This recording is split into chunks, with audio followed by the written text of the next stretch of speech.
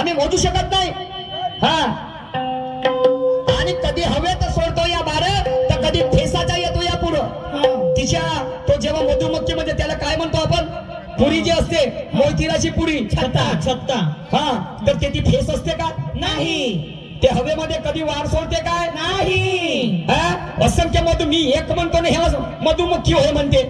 बाराला. वारे तुझी बुद्धिमत्ता. हिरोती काऊन आणलीस घरून? कशाला? पाहिली बर हिरोती आणतीस, या लोकांच्या डोळ्यामध्ये झोपतीस आणि माझ्या डोळ्यामध्ये टाकतीस. भोकळे झाले असते माझी. भोकळे झाले असते ना. नाही का? आपलं विचारते कसून कसून, आणि आम्ही जेव्हा विचारलो तर जाते बसून. अरे बाबा. पण लक्षात ठेव शिवानी, पार्टी पासून तुया मोवाडी पर्यंत पेरलाय मी न लसून, आणि मारीन लाट कमरत पासून तर आणीन त्या रसमो मध्ये बसून. ज्ञानाची लाट. अच्छा. समजलं की नाही? आलतू फालतू बोलणार नाही. काही सांगते मधुमक्खी होय म्हणते. अरे माय. त्या भावाला सांगतो ते मधुमक्खी. मला म्हणते आपल्या बहिणीची घेऊन सांग म्हणते. मग म्हणते शपथ. आणि तू आपल्या भावाचा घेऊन सांग बरं. काजी नाही. वा रे वा मॅडमजी, चला काही हरकत नाही. आणि मॅडमने गाणं म्हटलेलं आहे, मत प्यार करो परदेसी से, मत प्यार करो परदेसी से, दीन दगा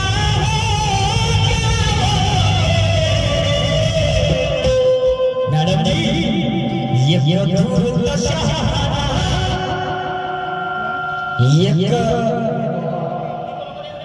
इकडं कुठे दादा जसं होतं तसंच राहू द्या, साऊंड चांगला आहे. एक धुरत शहाणा कुणी म्हणून प्राचार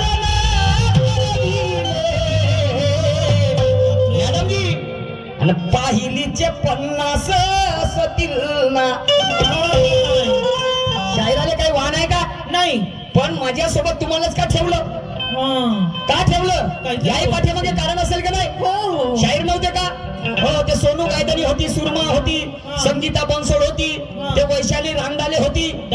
पण यायले सगळ्याचा पत्ता गोल करून तुम्हाला या ठिकाणी ठेवलं. अरे पायलीचे 50 असतील ना, पण तुम्हालाच का ठरविले धूर्त शहाणा. यायला माहित होतं शिवाने बाईची खूप मोठी आहे विद्वत्ता. एवढी मोठी आहे. आणि म्हणून तुमची पाहण्यासाठी या ठिकाणी शिवानी मॅडमला प्रचारण केलं. आता मॅडमजीचं गाणं म्हणते. मॅडमजीचं गाणं काय म्हणते? काय?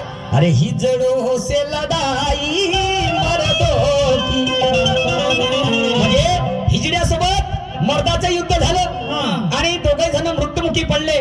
तर कावळा झाडावर बसलेला होता आणि हे मृत्युमुखी पडल्याच्या नंतर तो कावळा त्या ठिकाणी त्यांना खायला आला आणि मांस खायला येता बरोबर हे दोघे जण जिवंत झाले.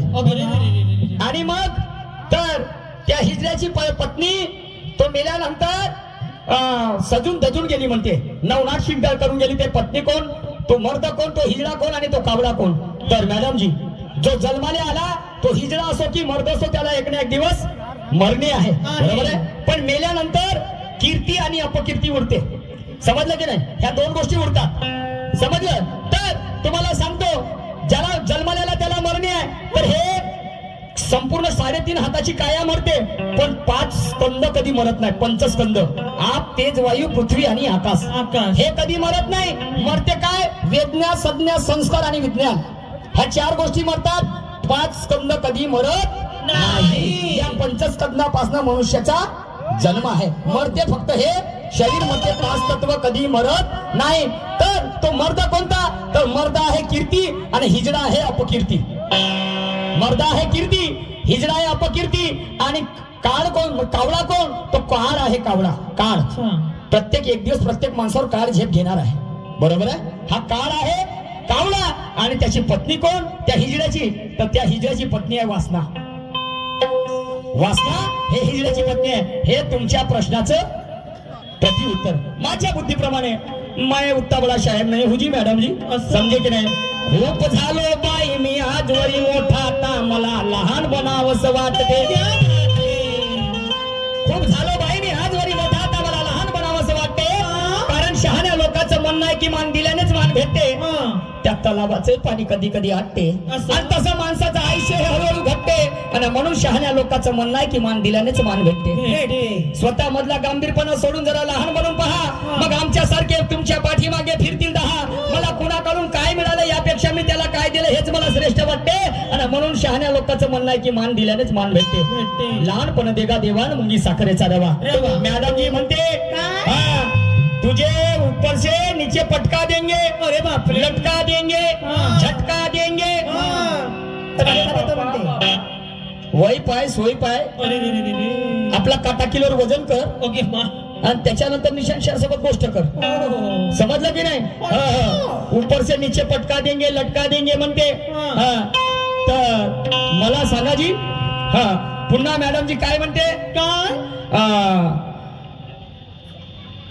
सागरातून म्हणते एक गळू जर पाणी काढलं म्हणजे मी जेव्हा प्रश्न विचारलं हा तर एक गळू जर पाणी काढलं तर कमी. तुला काय बोलवलंय तर कंचे खेळाले टोचपास नाही ते टोचपास खेळायला बोलवलं का तुले पैसे दिले कायचे.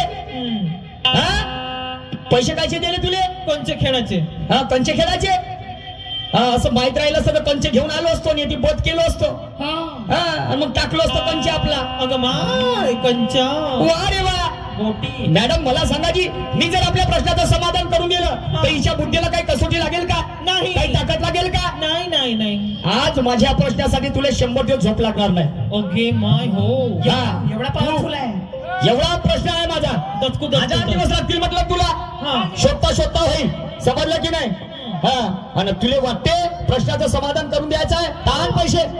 चल आण पैसे ना आपलं उत्तर घे. पैसे आणि पुराव्यासहित पुस्तकाचं नाव पेज नंबर सहित. हा मी माणुसकी सोडून माणुसकीने ठाकत नाही. आणि तुम्ही अभ्यास ठेवता सर्व प्रकारच्या तर मी कधी राखत नाही. एवढे तुर्रम खान तर मी काय की वाकत नाही. वारही करतो वैऱ्यावर तर नेम माय चुकत नाही. आणि पिसातल्या कुत्रीसारखा भोकत नाही. आणि तू ठसक्याची करती शायरी तर मी भार झोकत नाही. नाही झोकत नाही. मी पैसे हरामाचे घेणे मला पसंत नाही. समजलं की नाही. आणि म्हणून आज दिवसाला तुझी न माझी साथ आहे ग. आज दिवसाला तुझी न माझी साथ आहे ग. आज दिवसाला शिवानी तुझी न माझी साथ आहे. आणि तुझा दिवा असेल तेलानं भरला तर या निशांची पिळलेली वाट आहे. पण वेडी वाकडी बोलून छब्बी खराब करू नको. कारण इथे बसलेले तुझे आणि माझे मायबाप आहेत. माझे मायबाप आहेत. माझे मायबाप आहेत. काय वाटते कुछ पाने के लिए कुछ खोना पड़ता है. मैडम जी कुछ पाने के लिए कुछ खोना पड़ता है और मुस्कुराना है तो जरा सा रोना भी पड़ता है. अरे यूं ही नहीं निकलता सवेरा मेरे जाने मन. उसके लिए रात को जरा सा सोना भी पड़ता है. सोना भी पड़ता है. सोना भी पड़ता है. चांगली गोष्ट आहे. आणि म्हणून जाने मन. मॅडम जी अरे सैया जी सैया जी. अरे सैया जी दिलवा मांगे रे. अरे सैया जी दिलवा मांगे रे और गमछा बिछाए के. सैया जी दिलवा मांगे रे गमछा बिछाए के.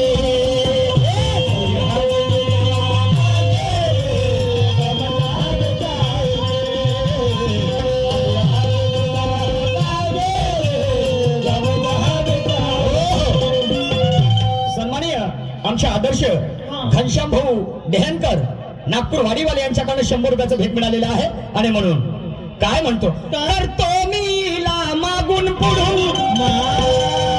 मागूनही करताना पुढूनही कर. बाबा मागून काय समोरूनच करू.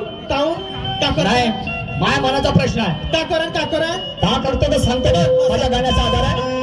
करतो मीला मागून पुढून टाकून तिच्या तोंडामध्ये. तोंडात का देताची का टाकतो. गाणं माझं खराब नाहीये. अर्थाविना पोती नाकाविना मोती घालू नये. नाही समजलं की नाही. आणि म्हणून करतो मी मागून पुढून टाकून तोंडामध्ये गुण. आणि मागून पाहिलं तर सुला पाहिलं तर सुला त्या बैमात टेप लावून जर मोजलं का नाही तर गोल्याला गुणियामध्ये नाही आहे, म्हणजे पुरी सारखीच आहे. सारखीच आहे. आणि मागून पाहिलं तर सुला आणि सामोरून